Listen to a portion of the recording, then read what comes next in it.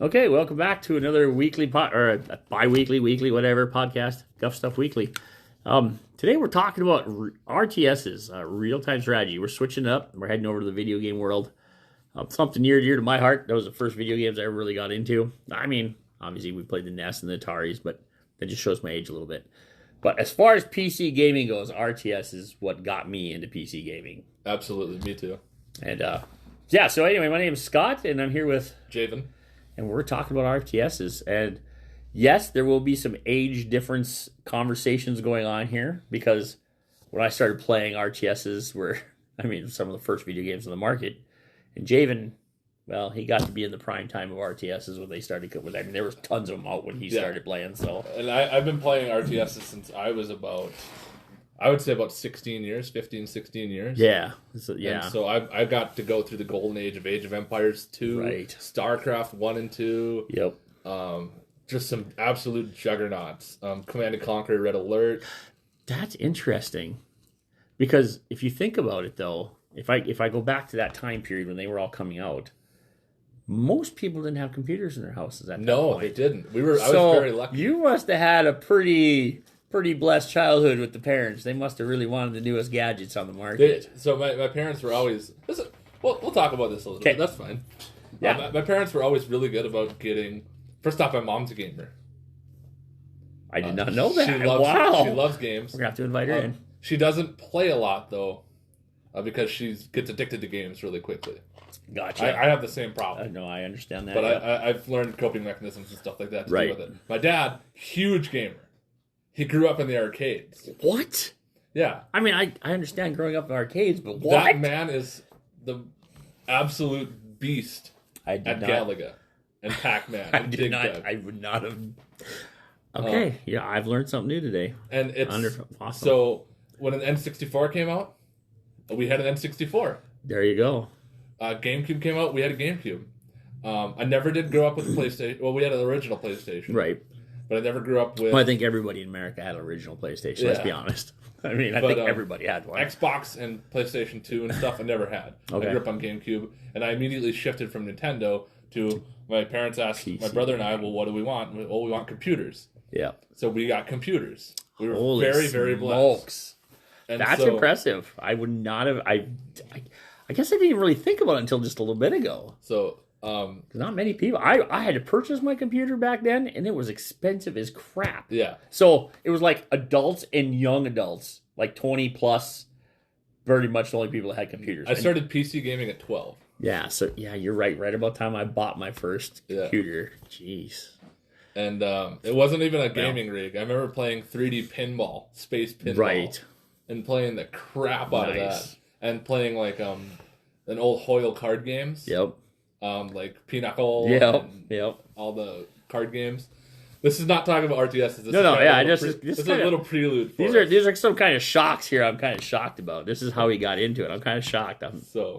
But kind of breaks my head. I'll never ever forget going to Walmart and getting Age of Empires, right, 1 and 2, and that $9-10 disc. Yep. That had both of them in it with the Age of Kings. Yeah. And then going through. Playing the first one. I started with the first one because I had to start with the first one. Well, of course, yeah. You can't just go right to the second. And it just blew my mind. Just seeing all the little guys running around, chopping wood, mining rocks. Oh, no doubt. And it was like, oh, this is so cool. And then all of a sudden you have to fight other people. Yep. Oh, it was amazing. Real-time RTS, real-time strategy. I don't know if we went over what that stands for. We got excited there. Yes, I agree. My first experience with RTS was not Age of Empires, unfortunately, which is okay because I played before then. It was World of Warcraft, or not World of Warcraft. Wow, Warcraft 1, and I got it on a floppy disk. Unfortunately, I played it for a while, and then my floppy disk went bad. But I think I played for like a week and a half, and then my floppy disk went bad. Okay. And at the time, there was very few places selling these things. Yeah. Like, it was so hard. I live in a small community. There's like, even going to the bigger towns in Grand Forks and Fargo or whatever, there's very few people selling this. Walmart wasn't selling this stuff at this point. Mm-hmm. And so I had a buddy of mine that was running a bulletin. This is before the internet, people. This is called bulletin. BBS, as we called them. like AOL was a BBS, a bulletin board system. And he happened to have a pirated version of Warcraft. Okay. And I'm like, I paid for it once. I think I should be able to download it to play it for free again. Yep. And so I did. And I already had a little taste of it from Warcraft, playing the humans against the orcs. And in Warcraft, every time you click on the little dude, they make a noise. And some of those noises I know you've all heard. Stop poking me! And all these other noises. Like, they're so... RTS. Anybody who's ever played an RTS knows these noises. You must construct additional piles. Right. Yeah, you just know these noises. And that's when I first really got into it. And then, instead of Walmart, it was a Target store for me that really... Like, Warcraft had me, but we were still playing bulletin board BBS games, which were more text-based, and you'd have to wait for Chicago to send data back so you could see what they did. And so I was still really hardcore, but I loved Warcraft. Then there was this girl in the cities I was seeing. And it was going well, so I was all happy. I'm coming home, and I'm like, yeah, woo, I'm jacked up, And I stopped at a Target. And I still had money in my pocket. I'm like, okay, I had all this money for the weekend. We didn't spend it all. I'm like, I want to go see what new video games are on the market. And there was this game called Command and Conquer. and then there was this game called Age of Empires, which is they were sitting right next to each other. And I'm like, I think maybe even Warcraft 2 had been at that point. And I was still playing Warcraft 1, mind you. Don't mind it. But I'm like, pull out my wallet. I'm like, I have enough money to buy them all. And I still have fuel to get home. Scoop him up, throw him in the thing. Yeah, I scooped him up and I drove home. And that was pretty much it. That was it. I was done. Yep. I've been an RTS fan forever. And like you said, Age of Empires. Like that, Warcraft was wonderful, but it was so new and same thing with Command & Conquer. They were so like children in an adult world video games because they were so there was stuff, but there was no depth really other than the noises in Warcraft, and then of course Command & Conquer had the story, which was huge for that. There wasn't as many units, but there was a good story going on there. But Age of Empires added huge amounts of factions and history, tons of units and history. Good Lord. Yeah, I remember the first faction I played Egyptians. There you go. And Age of Empires 1. Gosh, you remember your first faction? Age of Empires 1 was Egyptians. Because it looked so cool. And their buildings were so awesome looking. And you start on the Bronze Age, and you're just like... the Stone Age. And it's like, everything's just like these huts. And then you're like, upgrade, boom, and all of a sudden you have this... When you hit that upgrade era button for the first time, and you see all the buildings just explode into... all these new options now. New options and everything. Beautiful build. Yeah, it was so good. I'm gonna cut right now to Age of Empires. Do it. Let's do it. I want to talk about AoE 2 is a good game. I can say to me, it is not the pinnacle, I'm not going to say, of RPGs, or not RPGs, of RTSs. Right. But it's like a peanut butter and jelly sandwich. It's just something that is just so nostalgic, so... That's a horrible analogy. No, I don't know how to put it. It's basically it's the standard. It's the gold standard. It's the standard of, because Microsoft at the time was really trying to get into gaming, and they had a few other games they put out, but I believe it was Sierra. I believe was the other company they worked with, and Microsoft and Sierra got together, and their first game was okay. Age of Empires 1 was okay. It was a good game, yeah. But when they got together and made number 2, oh my God, they broke the mold. Like, they literally set the gold standard for games. And you could still compare that game to all the RTSs today. You really can. People are still playing it. And new content is still being released in 2022 and 2023 for a game that has been out for over 15 years. There's YouTubers still making money off making videos about that game. It's even longer than 15 years now. Yeah, it's been a long time. I don't even remember. I don't have access to the internet right off the top of my head. But I know it's been out for a long time because it was been out since before I've been married. I've been married 20 years. So so it's over 20 years. Back in 95, 94, somewhere in there maybe. And I started in the early 2000s. Right. It's in the 90s somewhere, late 90s, mid 90s or late 90s. I don't know. Yeah, and, good games. But, you know, you think about Age of Empires 2, and you think about Wololo, or start the game already. Sure, blame it on your ISP. All the little chat messages you can send to each other, the different numbers and stuff like that. Oh yeah, no doubt. Gosh, I forgot all about those. That's the first thing I did when we got into a multiplayer lobby. A bunch of me and my buddies last year, and I immediately 38. Whoa, yeah, start hitting the Insta chat. I think it was 30. I don't remember off the top of my head, but yeah, oh yeah. And then the story for Age of Empires 2. Yes, to going through Joan of Arc, El-Cid. Alexander the Great. Alexander the Great. William Wallace. William Wallace is my favorite. Yeah, that was a good one. Playing as the Celts. I think that was one of the first ones. And then so many now, Attila the Hun. Yeah, that was probably my favorite. Actually, I like, if I was playing multiplayer, which is a whole other subject, but if I was playing multiplayer, I like the Persians. But when I was playing the campaign, I think Attila the Hun was my favorite because you didn't have to have a set base. Like, you still had your resource gathering, but it was all about hit and run. Yeah, just go out there, nuke people, and get the heck out of there. Genghis Khan was my favorite. Yep. Or, Genghis Khan. Sorry, that's not the horse archers. Yep. Oh, my God. Yeah, that's who I was thinking of. Yeah, Genghis Khan. Sorry. The Byzantines with their cataphracts, the building damaging horse riders. Yeah. Oh, my God. And it's just fun to watch them go and decimate buildings and just... to play like the Britons and turtle up behind a giant. And just use your longbow. Use your longbows. Shoot everybody to death. Locking the gate. Make sure you lock the gate. Lock the gate. Yeah. Building double thick walls so that they couldn't just breach the walls. Putting towers like every 10 feet because you had 3 stone lines in your base and so you could do that.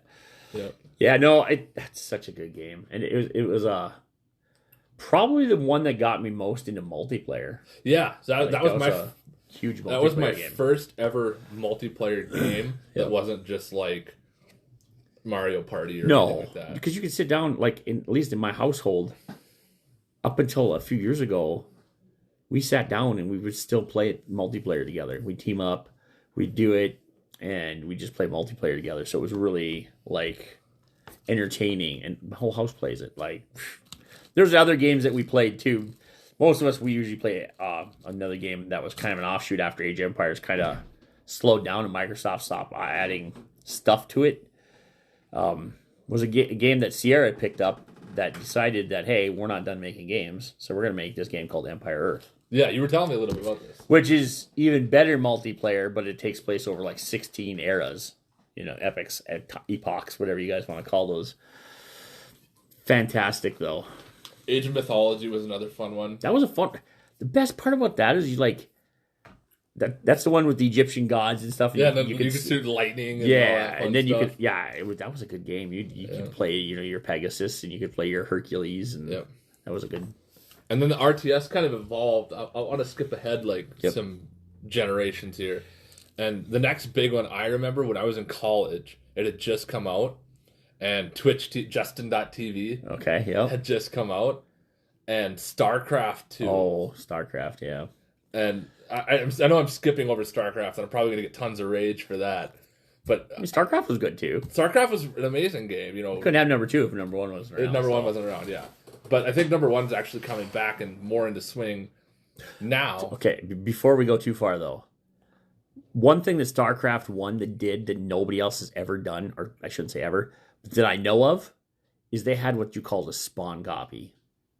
StarCraft 1, as long as I purchased the game, right, a legit copy, you could take the disc, put it in your computer, and install a spawn without having to own the game. Really? And then you could play multiplayer over a LAN network with me. Not over the internet, but it had to be a LAN network inside of a group. No other game has done that to this day that I know of. That's amazing. Hopefully, people will rage at me and tell me I'm an idiot and don't know any better. But... StarCraft gave us that, and then they took it away as number 2, and they never gave us back, which sucked. But anyway, just the whole point that out. You must construct additional pylons. My life for ire. I'm a Protoss player for the Zerg, for the Zerg. Or just clicking bug noises. Yeah, SCV ready. I think if I had noises out of that, jacked up and good to go. Yeah, that was the generic Marine. Or jacked. Oh, was it Marines or was it the?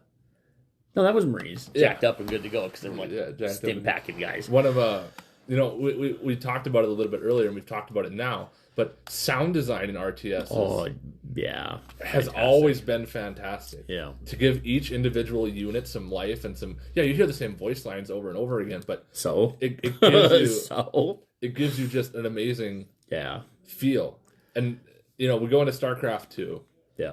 And all of a sudden we had this huge explosion of players. Yeah. Computers are more accessible. Yeah.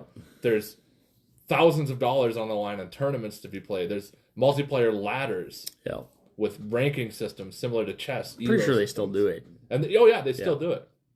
And it's huge in Korea. StarCraft 1 is still huge. Yeah, it's still when they came out with StarCraft Remastered, the Koreans just went nuts. Yeah.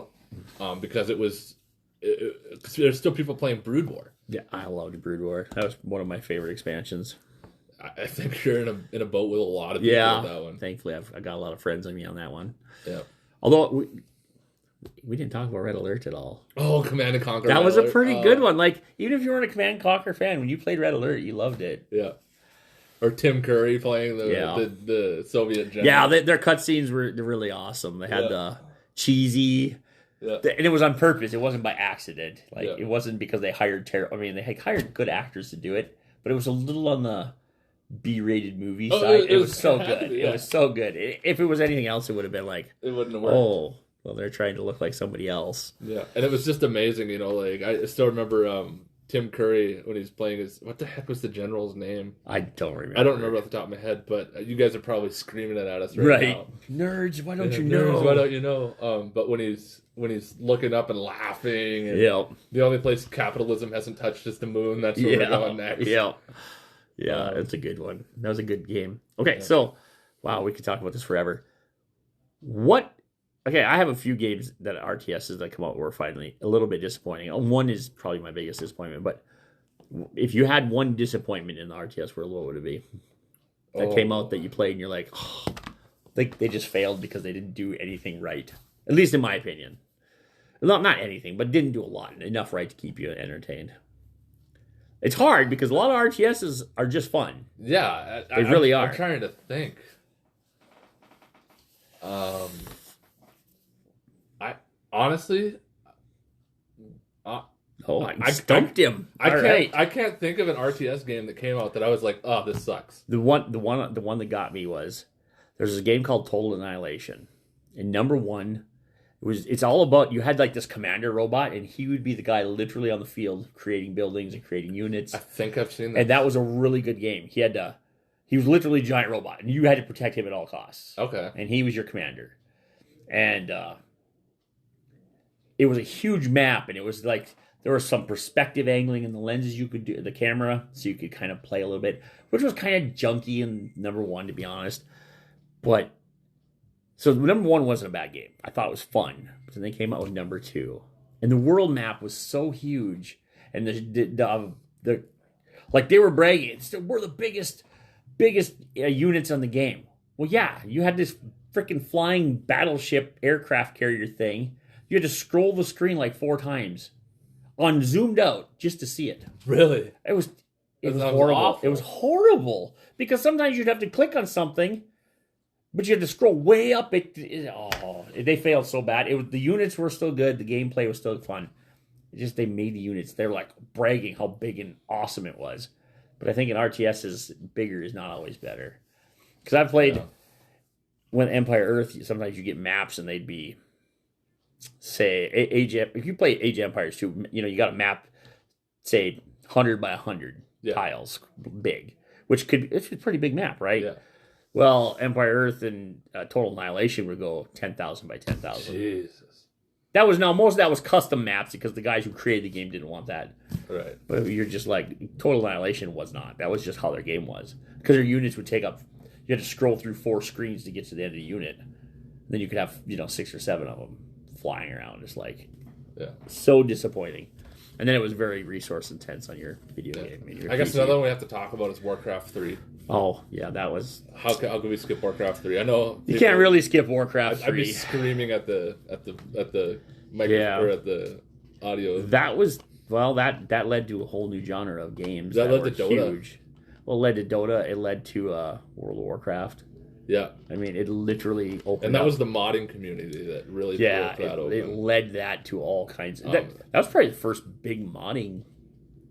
I don't want to say big, because lots of these people have maps and stuff for lots of their games, but Warcraft 3 custom changed game it. modes. You could create whatever you wanted. Yeah, for the most custom part. game modes was an amazing part of that.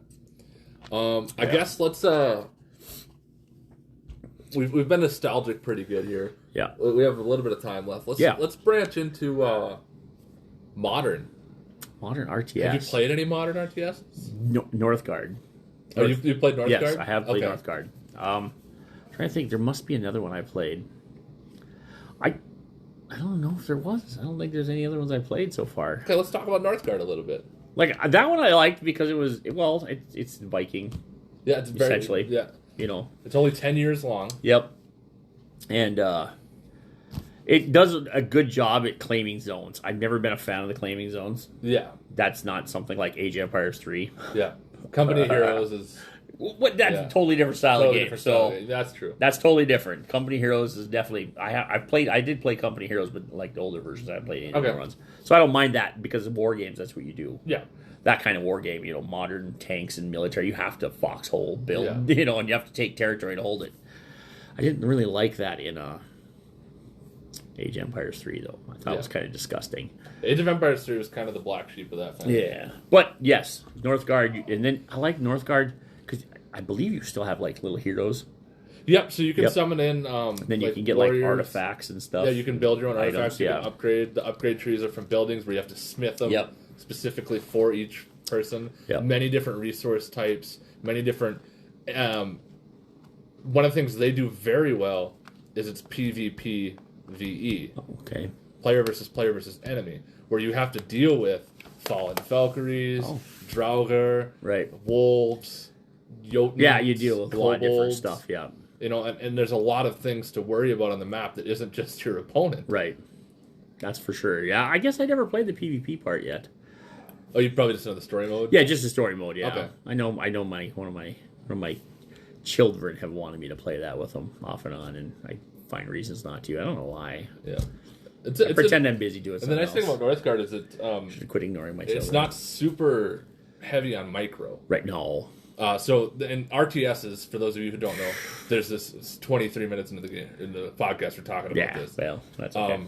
There's a thing called macro and there's a thing called micro. Yeah. Macro is your grand game, how you're gathering resources, how much of your armies are you building, and then there's micro, which is controlling each individual person to go and tell them to walk this way, to do what you want them to do, go control this, go fight that. Go chop this tree to get it out of my way so I can put a house here.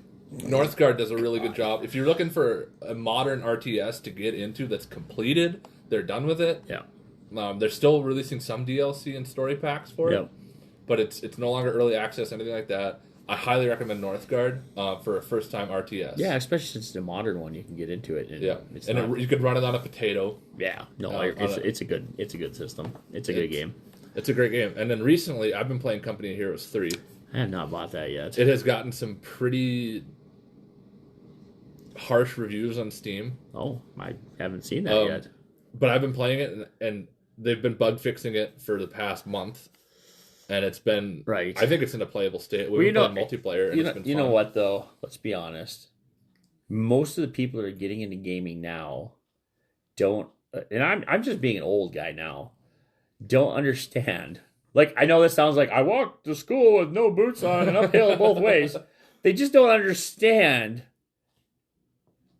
the Atari days... When you had buttons. When you had to, or even the early Nintendo where you had two buttons, you just had to smash. Or you had a keyboard when you're playing Warcraft original or Command and Conquer or even Age of Empires where you had to micromanage everything. Yeah. So when we play Northgard, it's because we're relaxing. Yeah, it's a relaxing. It's a relaxing type of game. And then, or even Company Heroes. It's a little more stressful because there's the ambient sound and the guns are going off and the tanks and everything. But a few bugs, okay.